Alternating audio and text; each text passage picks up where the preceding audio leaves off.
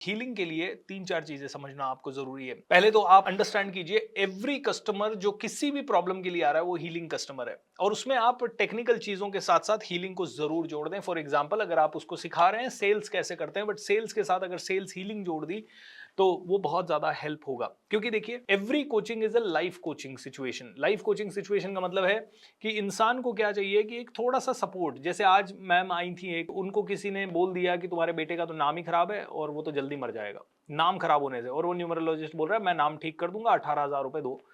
ऐसे फ्रॉड लोग बहुत हैं। हमें क्यों हीलिंग सीखनी है? Because we can save people from these kind of fraud people, right? बेटा मर जाएगा तुम्हारा है, how can you say this to a lady, और उसके माइंड में डल जाता है, अरे मेरा बेटा मर जाएगा, मेरा बेटा मर जाएगा। एंड कैसे आप कर सकते हो?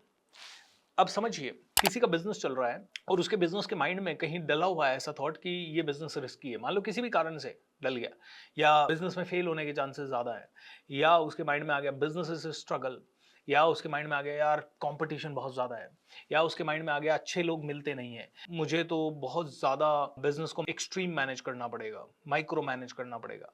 ऐसा कोई भी थॉट आ गया, वो बिजनेस को ब्लॉकेज बन गया। वो जिसकी मैरिज नहीं हो रही है, मैरिज होने में क्या प्रॉब्लम है? लेकिन ब्लॉकेजेस हमारे इंडियन सोसाइटी में इतने ज्यादा हैं कि कुंडली नहीं मिली तो नहीं होगा, कास्ट नहीं मिली तो नहीं होगा, कास्ट में भी गोत्र नहीं मिली तो नहीं होगा, सेम गोत्र में नहीं होगा, हमें तो ऐसी ही लड़की चाहिए, ऐसा ही लड़का चाहिए, ये लड़की मिलेगी तो ही। जबकि आप अपनी मर्जी से जैसे लड़के लड़कियां जो लाते हो, कहीं ना कहीं उन्हीं में कॉन्फ्लिक्ट हो जाता है। मैं नित्य शांति का क्यों इतना बोलता हूँ कि Nitya Shanti has done so many things for me? Is he a business coach? No.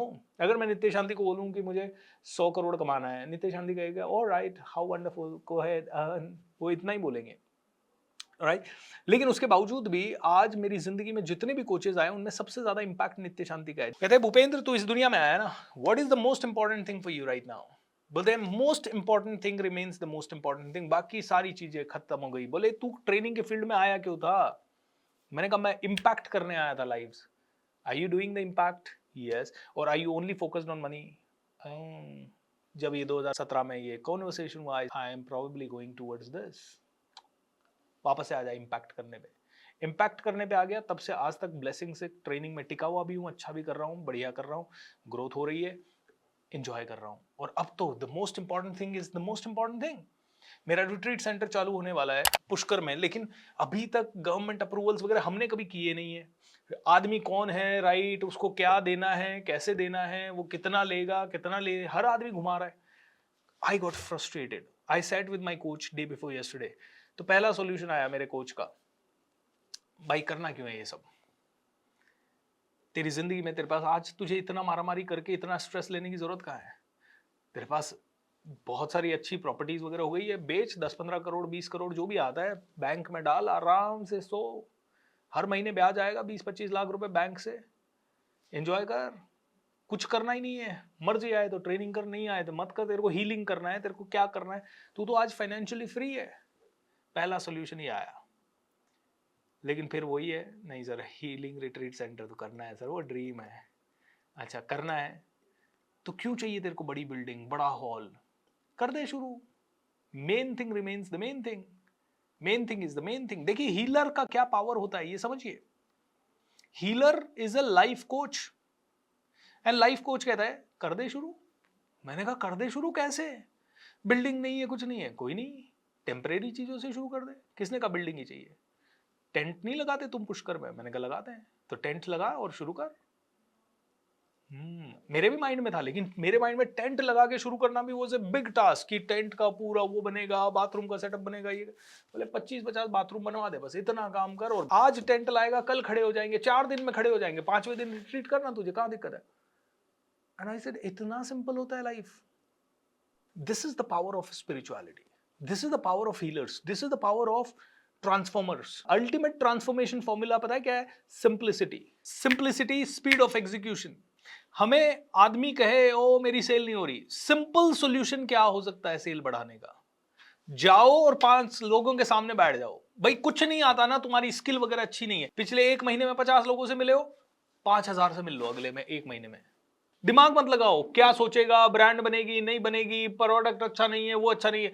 अगर मुझे इमीडिएट किसी की सेल बढ़ानी है तो मैं उसको कहूंगा 50 की जगह 5,000 से मिल भाई, 50 में से तू 2 को सेल कर पा रहा है, 5000 में से तू 200 को सेल कर पाएगा। सिंपल है।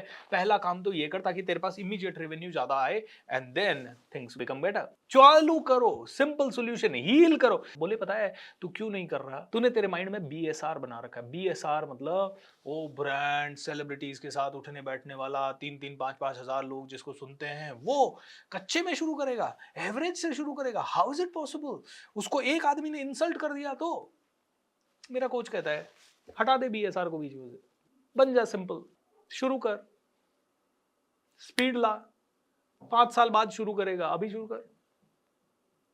4 साल से बोले जा रहा है रिट्रीट बनाऊंगा, रिट्रीट बनाऊंगा, 3 साल से जमीन भी पड़ी है तेरे पास और तू बस परफेक्ट बनने के चक्कर में शुरू नहीं कर रहा। तू खुद ही यही सिखाता है।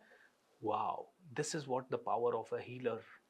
आप काउंसलर, कोच एंड हीलर तीनों बन रहे हैं। ये मत सोचिएगा कि आपका बिजनेस कैसे बढ़ेगा। It is going to speed up. आपका बिजनेस स्पीड अप होगा। Simplicity and speed of execution. Simplicity and speed of execution, दो चीजें चाहिए हमें। कर दीजिए अपनी लाइफ को पूरा सिंपल। नहीं चाहिए पॉम्प एंड शो। अब मैं जहां हूं, जैसा हूं, जहां से हूं, वहीं से शुरू करेंगे।